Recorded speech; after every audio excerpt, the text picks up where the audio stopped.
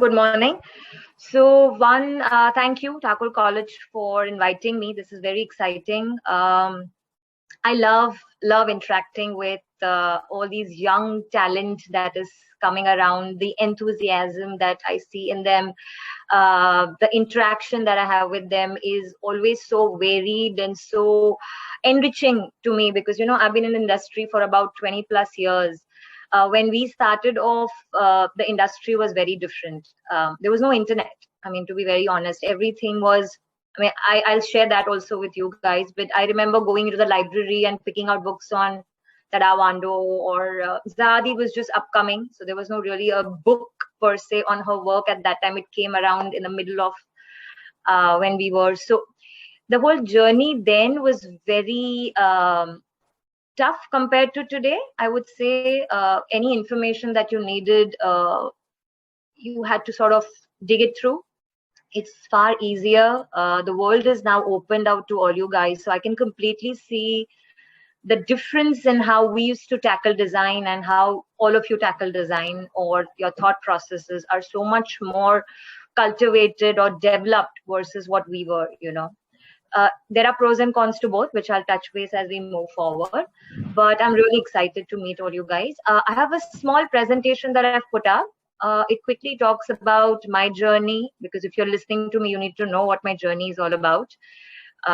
You can't just listen to anybody. So that's important to understand. Something about Canvas. I'll showcase about 4 or 5 projects because I believe you guys are currently working on some corporate interior exercise in your college. So quickly to give you an idea of how office design really works, and then I'll start with how we sort of conceptualized our brand and the name and how we started off. This is something that I wrote. I'm not a poet, but sort of pen down a few ideas or inspiration that I had. And I firmly believe that all of us, no matter how left brain or right brain you are as a person, you have ideas. Everybody is born with certain creativity embalmed in them as a personality. You also have a lot of exposure to elements around you which sort of intrigue you sometimes, make you think, make you ideate, make you conclude on what works and what doesn't to a certain extent. But these are all your thought processes. Sometimes if you are inquisitive enough, you will start putting down a line on the page or a stroke of a brush. It could mean anything. But if you want that to become a reality, you need that mind. You need the mind which sort of brings together the practicality of what you're ideating on. And that is what I try to tell my clients. All of you have ideas. My clients come and tell me, I want my office to look like this. I want it to look like this. I said, yes, you should give me your ideas. But we at Canvas are here to facilitate your ideas and make them practical, make them doable, create them what works for you, and put it together and build it out for you. So that is what we sort of work upon. That's the mantra. Now, why corporate interiors? To be very honest, if you go back into my history, I have dabbled in all forms of architecture and interior design, from hospitality to residential to corporate. Corporate is something excited me the most because it is so fast-paced. When as a designer, the whole high of being a designer comes through when you see something get built, something that you've ideated, something you've created. The fun is when you actually see it come to life. When you see it come to life, and when you see the person who is using it enjoy it or be happy. There's nothing better than that of being an architect or a designer. You guys will realize when you come into the practical field. So that was the whole thought process of how we started. Quickly, this is a little bit about me. I'm an architect. I have a bachelor's degree from Mumbai. I went to academy. Then I went to do my master's at Savannah College of Art and Design. That's in the United States. So somewhere, I think around 8th or 9th grade, I already knew I wanted to be an architect somehow.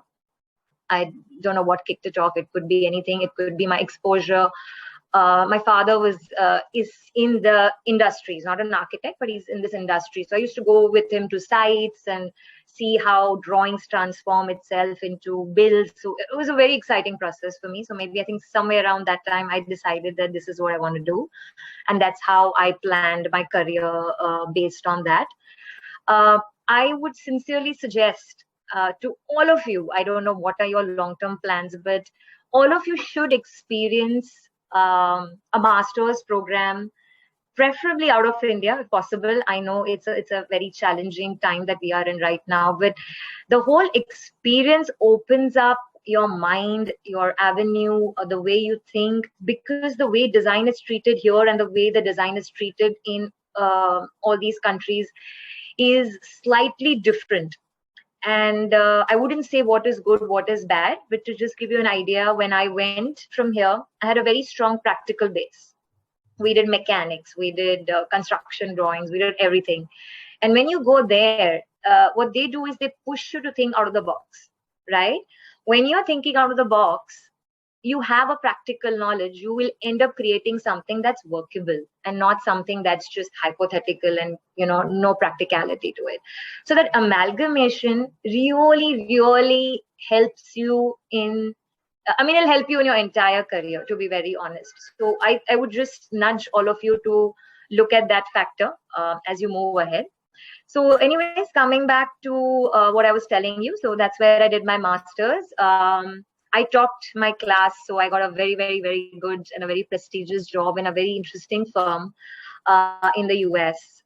It is one of the top 10 firms in the country. So I did a lot of architecture there. I did hospitality with them. And then I got homesick, so I moved back. When I moved back, I worked with an architect by name Mr. Sanjay Puri. I'm sure all of you must have heard of him.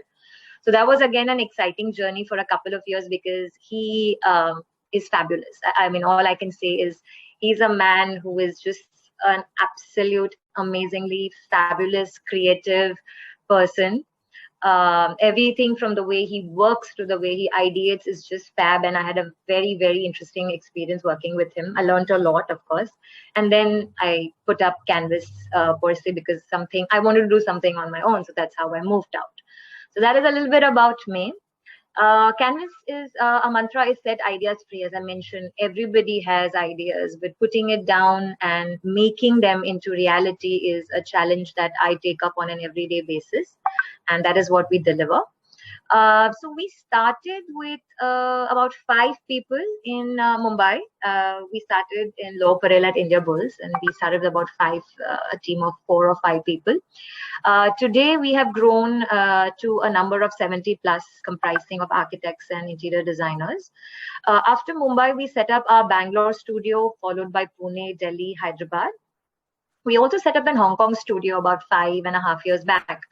I'm not counting the 1 year of pandemic here, but the whole idea of starting the Hong Kong studio was primarily to get that whole international expertise that you can gather, because the way the thought processes are here and the way the thought processes they are completely different. They're quite radical. They're quite open-minded. So, and they're quite trend setting. The whole trend setting and the ideologies that initiate from there are far more intriguing and interesting. So the whole idea was that why not gain that as a part of our experience here as well. So that is why we sort of started this. Then came the name Canvas. Why the name, the Canvas? So what I firmly believe in, and I tell all my clients, so I'll give you a small analogy. I have a 7-year-old daughter. And she always tells me, Mama, I'm bored. Give me something to do. What I do is I've kept an empty room for her. I said, go and sit in this room. Sit there. Don't do anything for a few minutes. Keep an open mind and see what comes to your head. So what I'm trying to say is I believe in this whole element called as white space. A white space is very, very important for any individual to start ideating.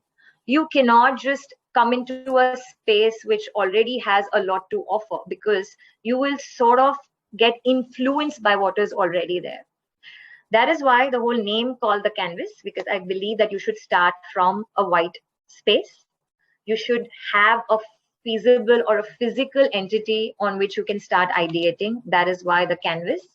And I had left it empty, but then over the years, I have filled it out with colors, and you can see a splash of yellow, which starts from the outside, goes inside the box, and again goes out. The whole idea was that you cannot confine design into a box or into a physical space. It has to flow in, it has to flow out.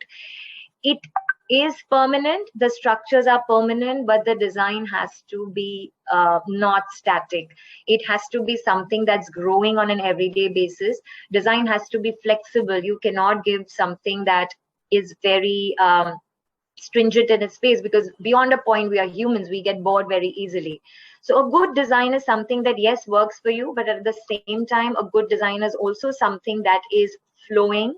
It is free for you to change as per your needs, which is, I feel, a very, very important element, which a lot of designers miss out, because they feel that I'm going to create my statement, this is my style, I want to do this. But you're not realizing that this space is not for you, it is for the end user. And the end user is a human being who would want to see change. Why do we wear new clothes every day? Why do we try new things? Why do we go and change our hairstyles every few years? Why do we try out new things? Because we need that bit of change in our lives to create interest. So that is why I feel that is why the whole splash that is on the back of the word, the canvas. And each of the alphabets then denote what we firmly believe in. So we want to be curious, we want to be ambitious, we want to make noise. I don't want to be a designer who is just in the sidelines and following what the client says. I challenge all my clients. I tell my clients, why should I do what you're telling me to do? And I create a lot of noise. They all tell me that I fight a lot, but I think while the fight, brings out the best in both of us, I feel it's very, very important. At the same time, it's very important that as a designer, you create a noise in your surrounding. And this noise means it's a good noise where people get to notice your work, right? I mean, at the end of the day, you really want to do something good, but at the same time, you really want to be different and you want people to notice also what you're doing. Vibrant, yes, a very important thing. Though personally, if you ask me, I will create a room which is all monochromatic. But beyond a point, you need color. You need color to sort of encourage various emotions in you, various ways of working or ideating or being. So that becomes an important element. Adventurous, come on, life's nothing without an adventure. So everything that you design has to be adventurous. Always remember that. And soulful, of course, soulful, because as I repeat again, the person who is inhabiting the space needs to be in sync with the space that you're creating. So that is going to be very important, that you touch the souls of the people who are actually occupying it. One. Second, the design needs to be alive. It cannot be a dead space. The design needs to speak to you, needs to relate to you, needs to make you feel comfortable in that space. So quickly, I'll skip this because I think you've already touched upon all these points which I mentioned. Yes, another thing also that we have in-house, and I will come on that, apart from the architecture and the interior design services that we do a lot of R&D in-house. Now, when I talk about R&D is why I'm emphasizing on this is we get a new client every week. Okay, when you're creating a space for somebody, it could be any vertical. It could be architecture, it could be interior design, it could be a hospital or a hotel or a residence or an office. Somewhere you need to reflect the ethos of the company or the individual or the owner who is going to be occupying that space. There is a certain thought process with which that person has maybe set up their brand, maybe set up their existence. You need to understand all that if you're creating a space for them. So that whole R&D team, we get into the details. I'll quickly show you an research that we did. What their international offices look like, what their existing ethos of the company was, what do they firmly believe in. So when we start doing that is when we get an idea of what they are all about. For example, this is not a part of their designs at all. But when you do a little bit of R&D, you realize that this company actually is been trying to introduce local art in various spaces that they own or they create. At the same time, they believe that art becomes a very, very important part of any space that you want to create. So this is an interesting thing that we found about the client. Now, this is just an example I'm giving you. The client was so excited because he said, I don't harp upon this. I don't advertise this. How did you find this? So we said, that is what my R&D team does. We sort of get into the details of understanding what you're all about even before we start planning your spaces. So the client got very excited because he said, this is something that is so close to our heart. And we do this because we believe in it, but we don't advertise it because, that's not something that we want to put out and boast about. That is something that we truly believe in. So just to give an idea, that was one project that we did for them where we sort of got everything put together between what they wanted and what they believed in. And that is how we took the whole thing forward. Now I'll run you through a couple of projects that we have done quickly so that you get an idea of how each space or how each brand tackles office spaces differently. Now, I don't know if you guys can again see my slides. I am on AXA. Can everybody see that? Yes, we can. Yes, Okay. yes. So this is an office that we did for a brand called AXA in Bangalore.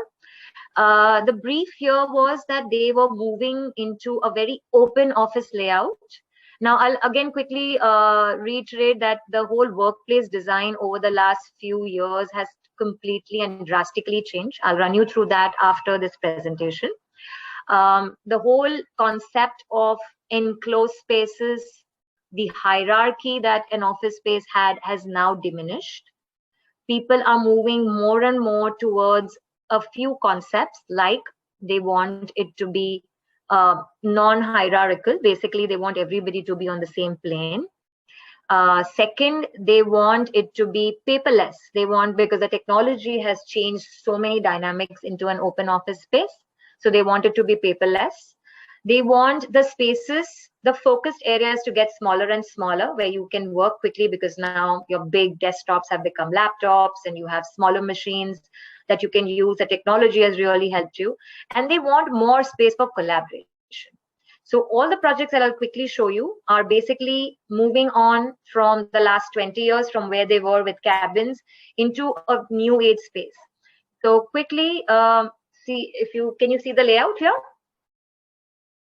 No, ma'am. Ma'am, I guess when you start presenting the slide, that is when it stops sharing. Okay, now can you see the layout? Yes, ma'am. Yeah, ma'am. Okay, perfect. Okay, so this was a very boring square floor plate that was given to us. And there is a central core. It's a very interesting building. But then if you see the whole space, it's an empty space with a central core, and it's quite boring, if you ask me, with glass facades, and there's nothing really interesting to it. Now, we had to come to an office space which was a very, off-age, 20-year-old organization with cabins along the glazing and very drab workstations and very dingy work areas in the center, because that is how people used to think earlier. They thought that अरे management है, CEO है, director है, उनको सबको window दो, उनको सबको natural light दो. That is important because they are the main people. जो लोग रोज, like your normal workstation people, they were cramped in the center with very dingy lighting, no natural light coming in. That is how their old offices used to be. Then the whole revolution changed. That was, these are the people who are actually doing the work. The senior management is there, agreed, but these are the actual people who are doing the work. Bring them out in the open. Think about them. The whole concept of designing for the brand has now shifted to designing for the employees. That is what has happened in the last 20 years, because they have realized how important human resources are, how important every member in your organization is. So that is why the whole transformation from how do you treat every individual in the office space, one, Second, the whole emphasis of sustainability came into picture a few years back. How do you make these spaces sustainable? How do you make them green? How do you give it back to nature? How do you make these spaces which encourage wellness of the employees who are occupying these spaces? So that was the biggest challenge that came around, and that is why the whole transformation started of how do we tackle these office spaces. How do we open out these spaces? So if you see this layout completely is a perfect example of it. A very boring drab square space has got a large dynamism with the way the geometry is tackled. One. Second, if you notice, the entire glazing around the whole space has been left open for all the natural light to come in. Unfortunately, they have these service blocks on two sides, but wherever possible, we have opened out the entire glazing so that all the natural light comes in. All your enclosed spaces are within the center, around the core. So what happens is, yes, these are all the dead spaces. Some of them don't need natural light, like your server rooms, your battery rooms, your service areas, your AHUs. They don't need natural light, so they could all be constrained in the center. Even the meeting rooms, I mean, you're going to be occupying the meeting rooms for maybe half an hour, 1 hour on the max. So even those are kept inside. They really don't need natural light. Yes, the only other place that we've given natural light is the cafeteria, which is on the top.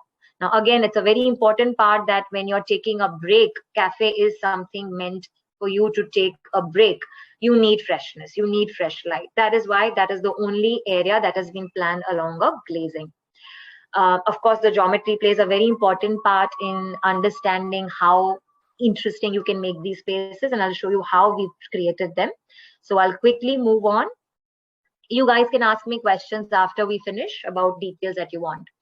Now, another thing which is very important is your entry experience, from the way you enter into the space and till you use the entire space, till you reach the most common space, that is a focused areas, is a very important element. How do you welcome an individual? One. And how do you foster the brand identity is the second most important thing when you enter a space. So your reception space becomes a very important and a key element which sort of first splashes across your face at what the brand is all about. What is the branding? What do they believe in? Earlier, we had to sort of post everything on walls. Now everything is gone digital. So a digital screen in a reception space becomes a very important and a key element for anybody to portray what they want to portray about the brand in general. Okay, so that's the entry experience. As we move forward, spaces like these are what intrigue a person to come in and ideate and work and meet. They are not these typical meeting rooms or cabins that you see in a generic office. These are meeting booths or meeting pods, as we call them, which are created right in the middle of the office, within the space, so that they are welcoming enough for you to come and sit. Again, as I said, technology has really helped us get movable screens, your materials that have now come into the place, like acoustic fabrics, like what you see on the walls, that is covering up the space and making it acoustically viable also for you to come and ideate.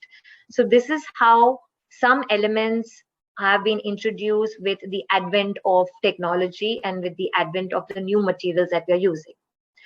Now, we come to a space which is an amalgamation of an open work area and a focused work area. Now, what I'll quickly tell you is how the whole trend has changed. Earlier, we had focused areas, that is your workstation. We had meeting rooms and we had cabins. The cabin culture has slowly diminished. People are now sitting out in the open. They may have a different workstation size, but apart from that, they want all the senior management to be a part of the team. So that is a one big change that has happened. Second change that has happened is, as I mentioned, the workstations have got smaller and smaller because of the advent of technology.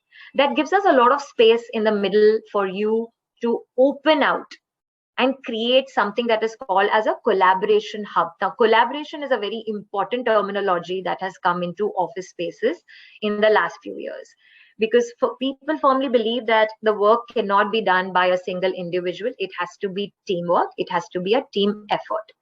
Now, of course, you will ideate, you will meet, But how do you collaborate? Collaborate means a mix of work, pleasure, a mix of ideation, a mix of being together and dreaming together. So it has a lot of terminologies embedded within that one space. How do you encourage that in your employees is a very important part. That is why what we now do is we create these open spaces right in the middle of the office, which encourage you to either take a break, come discuss. You could discuss the morning newspaper, you could discuss your buy issues, you can discuss your work issues, you could come and have a quick meeting on the furniture that we've provided. You can do anything that you want to do. This encourages people to come together and work together. That is the whole concept of these spaces that we've created. Now, if you see this particular space, it has everything. It has a coffee counter, it has a water dispenser, it has some furniture where you can sit and have a chit chat. It has a meeting table where you can sit, you can put on the screen, you can have a presentation, you can connect with your other offices and do whatever you want to do as a meeting space requirement is. But at the same time, it's open for anybody to come and inhabit this. Now, we go to the second space. This is not digitally viable. This is meant for more serious working. For example, there are a lot of engineering offices which need to put up large drawings. They need to sort of open up blueprints. There are developer offices. Where do they do that? Again, the idea is to create these open spaces right in the middle of your office where you can come and encourage these ideas. Third, again, this is another space. These are all the same offices.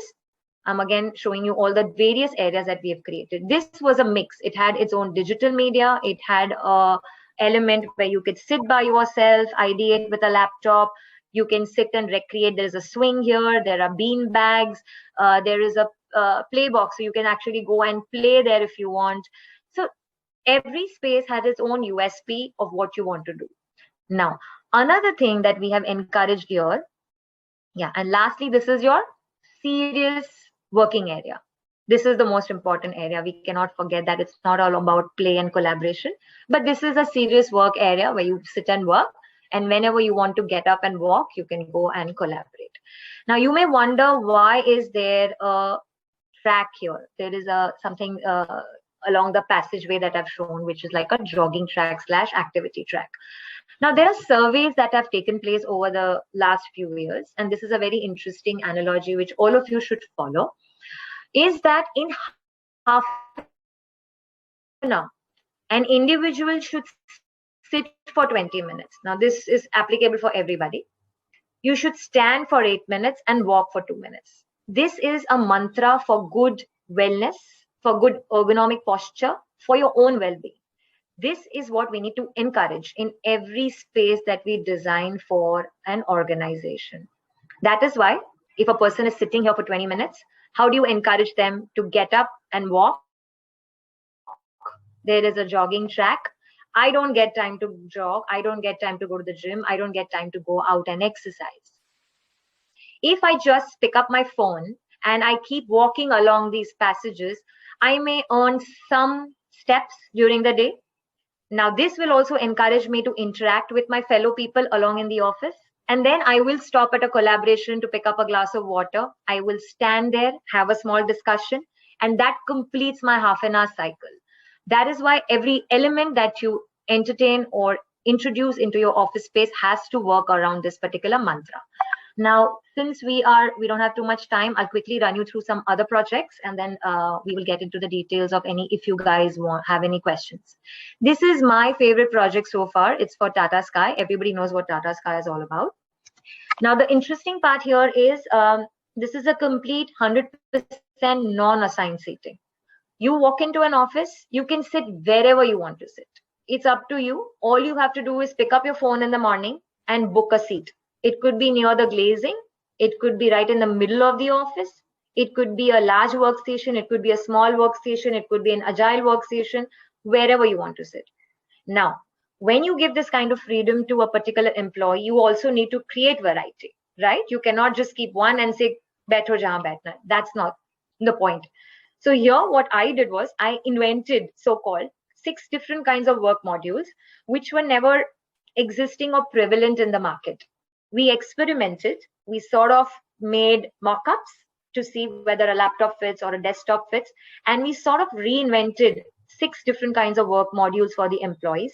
This office is fabulous because one, there is everything that you would want to in an office.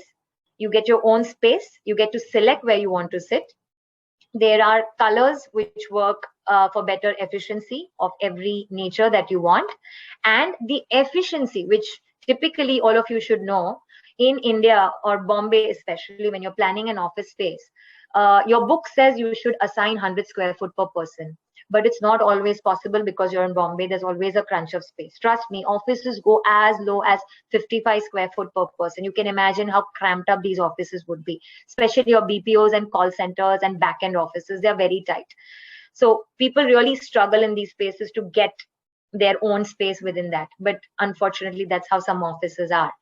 What I appreciate about this client is this office has given 139 square foot per person, which is your out of your book number. Nobody gives that kind of space to anybody in a city like Bombay. And this client has given that, which is very, very, very commendable, because he said that I want my team to thrive. I want everybody in this office to thrive and be happy. So that was the most interesting part. Then quickly, I'll run you through the look and feel. Again, what we've done here is, because it's Tata Sky, the brand identity, as I mentioned, is a very important part when you enter a space. So what we did was we took a shelf out of a living room picture, put it up on the wall. We had real-time artists come and paint this on the wall, and we put a television screen and put the brand there, because that is what the brand is all about. In reality, it's come out way better than what the look and feel looks like. And of course, when I talk about wellness, one of the most key elements, important part is how do you bring about biophilic elements into the space, that is your green walls. How do you infuse oxygen into these spaces? Again, that's a very important part. So wherever possible, if you see, there's a lot of biophilic elements that I keep adding onto my design. It could be in the reception, in the open office areas, in the cabins, or any corners that I get. Branding, very, very important element. Never forget that. That is something that has to be from the entry experience all the way to the back of the office. These were some interesting meeting rooms that we created along the corridor. So if you see on the left-hand side, there are meeting pods. And on the right-hand side, there are these booths which are meant for individual working, where you can grab a laptop table and sit and work out. These are some interesting spaces that were created. The boardroom or the conference room or the main meeting room, again, has to be very specific to the brand identity. So you have to keep in mind that you use your brand colors that you are designing for. At the same time, you keep walls empty for any kind of branding that they want to add. Also, very important part is, in any of these meeting spaces, your technology becomes a key element, right? Because you are trying to connect to the world, you're trying to put up presentations. So that and acoustics, these two things that you have to keep in mind when you're designing the closed spaces. This is one of the breakout areas. Again, what we've done here is it has a sliding folding partition. So if you ever want to shut it because of the noise levels, you can do that. Always remember that in any office space, especially in metro cities, every space that you create, make it so that you can use it dually. Don't restrict it to a particular need other than the focused areas. For example, this is a breakout space, but all my furniture on the left-hand side is stackable. It's all lightweight. You can fold the tables and stack it across. What that lets you do is, it empties the space out for various reasons. You could have a small conference there. You could have a yoga session there. You could have a Zumba class there. You can have a quick town hall there. The idea is, again, to give the end user multiple possibilities of being in the office and not rushing out of the office where, where you're giving them everything so that they really don't need to rush out of office and they can enjoy the space in various different ways. Like, for example, this is the cafeteria. Now, cafeteria, typically you will see stacked up tables, but what I have done here is I've got 3 elements here. I've got the booths on the back, which can be used in non-lunch hours as meeting pods. Why should you waste a place like a cafeteria? It's not just meant for lunching or dinner, right? You can utilize it for different reasons. Then you have a second row of tables and chairs which can be stacked away and put away. And then I have a high table where you can stand and ideate. When I tell you that you have to stand for 8 minutes, this is what encourages standing, as I mentioned. So that is how you break these spaces into various zones and make them more usable. I've also added recreation facilities because, especially remember in today's time, and I don't know what future holds for us, but with the whole pandemic, nobody's allowed to go out and eat vada pavs. Nobody's allowed to go down and eat bale and take a walk. Whatever you have to do, you have to do it in the office. So I have given some monkey bars, if you see on the ceiling, where people can exercise or just stretch themselves because they're sitting for long hours. I've given them a pool table. I've given them some step seating where they can sit and ideate. There's a chess table. There's a carom table. So again and again, I'm repeating, the idea is to have multiple usages of every space and make them feel at home, where they don't feel that anything is lacking what you need to do on a day-to-day basis. These are some of the collab areas, again, emphasizing on working while standing. So if you see the workstation on the right-hand side, you can stand and work, you can sit and work, you have various different modules. I also put a swing. I thought it was very interesting. I love swings, and of course you can't swing all the way away, but it's a very interesting module because what it does is it makes you move, right? You will never sit static on a swing. You will keep nudging it slightly. That helps you move, and which is very, very good for your back and the ergonomics that you follow for better wellness of yourself when you're working for longer hours. That is why each and every element that I'm showing you is important. This is a breakout space. Again, what I did here was I wanted to encourage employee engagement and make them feel that it is their space. So I've given a wall where every employee can come and showcase their talent or tell a story.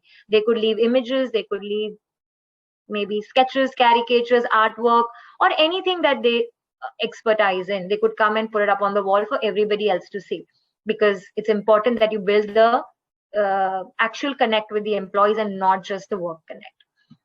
Okay. Lastly, the boardroom. Here again, this is a multi-usage space. Why I'm telling you is quickly on the left-hand side, you see the colored blocks. They are actually poofies. They are embedded in the wall. You can pull them out, put them on the floor, and use them as poofies. The table in the center, they're all modules which can be stacked away, so you can completely empty out that space and use it however you want. And on the right-hand side, you have these step seating where you can sit and watch a movie, a game, have a town hall, again have a large meeting. These are how you sort of create various spaces the way you want. For example, this meeting room. It doesn't look anything like a meeting room. It looks like my living room, maybe. But that's the whole idea. I get bored of seeing meeting tables. I want to go and sit on a sofa, maybe do a presentation on a sofa, on a puffy. I really don't want to sit on a meeting table. Give them that option. That is what makes a good office work.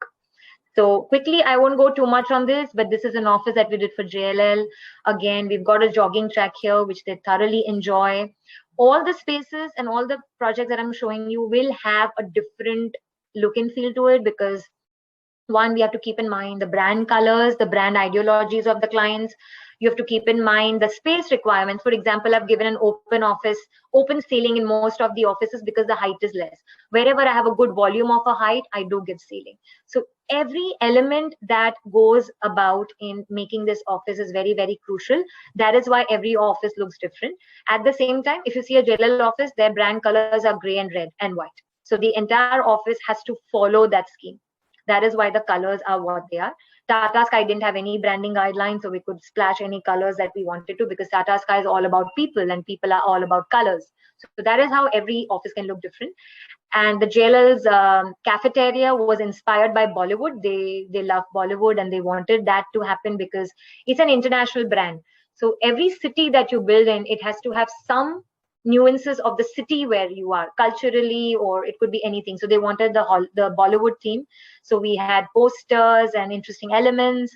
At the same time, keeping the basic three fundas in mind. I'm again repeating: recreation, high tables, booth seating for multiple usage, any form of exercises, and biophilia. These are 5 must elements which should be there in any breakout space that you design. Okay. And these are the step seating again with a small pantry where, so this is one of their favorite areas in their office where they sit a lot and ideate a lot. We designed their Hyderabad office as well. Now, if you see, why I'm showing you both the offices is I have still followed the gray, red, and white color scheme, but they look completely different than each other. That is the whole mantra which you have to follow when you're designing for the same client. You cannot keep doing the same thing, right? So got the color same scheme, it's got the same ideologies, it has the same workstation modules, but yet it looks different. Here what I did was I created a so-called central park for them in the center of the office, which looks like a park, which has a lot of greenery, lot of interesting elements. It has a tree. These are renderings, but the real life has a tree in the middle, different spaces that you can sit on. This is the CEO's cabin, again following the same color scheme but done in a very interesting way. This is the recreation zone. They wanted something very sci-fi. This was the brief that was given to me. So if you see, there is a play area, you have an Xbox area, you have a pool table, you have a jogging track, you have it all in this space, which inspires you. The meeting rooms are fairly more serious, but at the same time, I've not kept them very typical. This is the boardroom, again, very different. And this is one of their other recreation areas, which was by the glazing. I said it cannot have a serious look. So we've given this whole splash of color. There's a swing on the back. The materials are a little rustic, so it gives a very different feel. And that was my cafeteria, which I wanted it to mainly to look like a outdoor cafe, where you're walking and sitting along the streets of, say, France. So we've got this distressed wall, and we've got these pocket Brooklyn style windows and a little splash of color, and the benches. We did an office for CBRE, which was again an international firm, but they were opening an office in Mumbai and they wanted to really harp upon it. So what I did was I splashed across the Mumbai map on the ceiling of the reception, and then highlighted the major landmarks of Mumbai and where their office is. And the entire skyline of Mumbai was actually hand-drawn on the walls of the lobby. We put an auto rickshaw, a real auto rickshaw. I got it. I ripped open the roof. I made a clear roof on the top. We got an artist who painted everything from Amitabh Bachchan to Shah Rukh Khan to Dabbawalas to local trains on the rickshaw. And trust me, it is one of their favorite places in the office. This is how the open office looks like, which is more for the serious working. But if you see, there's a lot of biophilic elements. The lockers are an interesting part of it. The cafeteria was designed around the Irani cafe theme. So the materials are as per that. And this was their open space where they come and collaborate. Again, introduction of biophilia, introduction of various kinds of seating, which can be modulated. And the meeting rooms and the boardrooms are more serious. This is how the jogging track is. I have not marked a jogging track, but I've left a material where people are encouraged to walk along the corridor. Quickly, I'll move on to the last project. This is called Zydus. Why I want to show you this is the most colorful project I've ever designed. The reason being that this client was moving from a very drab, old 20-year-old office into a very open and a very dynamic space. And they wanted something very radical. At the same time, they wanted every floor. So we did about 6-7 floors for them. They wanted every floor to have its own unique identity. That is why we use color to give it a language. So for example, this was the blue floor, this was the red floor. We got a lot of these modules, which you see on the left side, which are used for agile meetings, as I call it. Their senior workstations from the cabin was changed into a very interesting module. They got their own privacy, but they did not have cabins. Very interestingly done. This is how the open office looks like. And these are how the formal spaces look like. So they also have an executive wing, an executive cabin, an executive area, a boardroom. You have to also facilitate for all these things when you're designing. And they had a beautiful terrace and outdoor area where I put in some nice outdoor furniture with a water wall and a Buddha statue for you to come and relax. Oh, I think I have one more, which I'll quickly breeze because we're out of time. This was for an advertising company. Now, this was a very cuckoo project. I went crazy because it was for an advertising company. So why not? I mean, why to be serious? And they had a very strong theme called The Unfinished Story. This was their concept. That is what their ethos was. So what we did was everything that we did in this office was unfinished. For example, if you see this particular ceiling light, there is no end to this. It goes from the wall, it goes into the ceiling. I don't have the other side view, but there is no end to it. At the same time, it goes in a loop. So it's unfinished. It is how you collected. This was my white space for them. They said, we want an ideation room. I said, okay. I left all the walls empty, white. I gave them a thinking tree because that is a part of their ethos. I gave them a gravel floor because, again, that is how they perceive themselves, that we've come from the grassroots level. So that is how we took their ethos into this space. We gave them park benches and we gave them all white walls for them to ideate and a skylight so that it feels you're sitting out in the open. They thrive on this space. They absolutely love this space. This is my favorite part of their office. This is a breakout space where I have put a ladder and a swing on top for anybody who wants to go up, take a laptop and sit and ideate. There is a bike which you can sit on, but actually the space which we did got done with a car in it and not in a bike. We took a vintage car, we cut it into half, we put meeting seats. You can sit there and ideate, and when you're sitting in it, the lights go on, so people know you're occupying the space. So again, a very interesting space in itself. And this was their think garden. The concept here was, again, unfinished. This is the last thing I'll tell you about. What is unfinished about this? What is the philosophy of rain, right? The clouds give rain, the water comes. Again, the ground heats up, the water gets evaporated, goes back, becomes cloud, rains again. That's a cycle. It's an unfinished cycle. That is what we've tried to do here. We've created a natural habitat where you have seating along like a tree seating on the right-hand side. We've got clouds.